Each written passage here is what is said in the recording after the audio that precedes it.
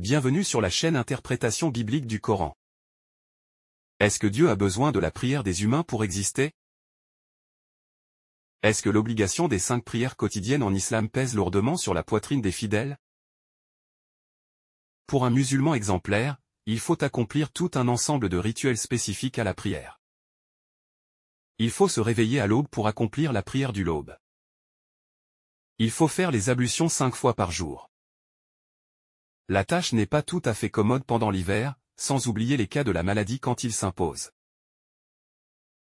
Il faut réciter des versets coraniques, se mettre en position debout, se prosterner et s'agenouiller plusieurs fois le long de chaque prière. Parallèlement, l'homme en posture de prière doit faire attention au nombre de prosternations qu'il est en train d'accomplir. Aussi doit-il faire attention à ne pas citer des versets embarrassants comme le verset relatif au mariage du prophète avec la femme de Z. Dans cette logique, n'oublions pas le verset qui autorise l'homme à frapper sa femme. N'oublions pas, par ailleurs, les versets qui demandent aux croyants de faire attention pour que ses enfants ne l'éloignent pas de Dieu. Citons, à titre d'exemple, le verset 28 de la sourate 8. Ce type de verset nous révèle une ambiance de méfiance et de suspicion que le Coran instaure entre l'homme d'un côté, et sa femme et ses enfants d'un autre côté.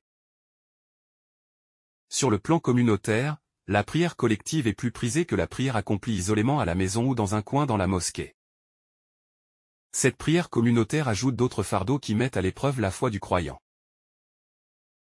Dans le cas d'espèce, le croyant doit rassembler sa famille pour prier ensemble ou bien se déplacer à la mosquée pour accomplir sa prière avec sa communauté. L'accomplissement de telles obligations rituelles nécessite une détermination de la personne et une foi inébranlable. Autrement, la prière serait ressentie comme étant une corvée quotidienne et comme la cause d'une souffrance qui met la foi de l'individu à des épreuves quotidiennes.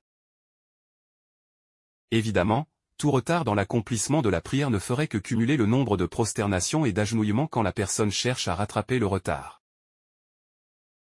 En bref, l'épreuve de la foi est conditionnée par l'ordre divin qui prescrit l'adoration de Dieu. Dans le verset 56 de la sourate 51, Allah dit, clairement et sans ambages, qu'il n'a créé les djinns et les humains que pour l'adorer. D'aucuns diraient: est-ce que Dieu a besoin de la prière des humains pour exister? C'est là une question qui mérite d'être posée pour mieux comprendre l'importance de la prière autant pour Dieu que pour l'individu et pour la communauté des croyants dans son ensemble.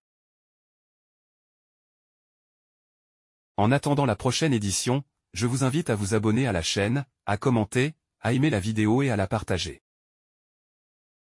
À la prochaine les amis.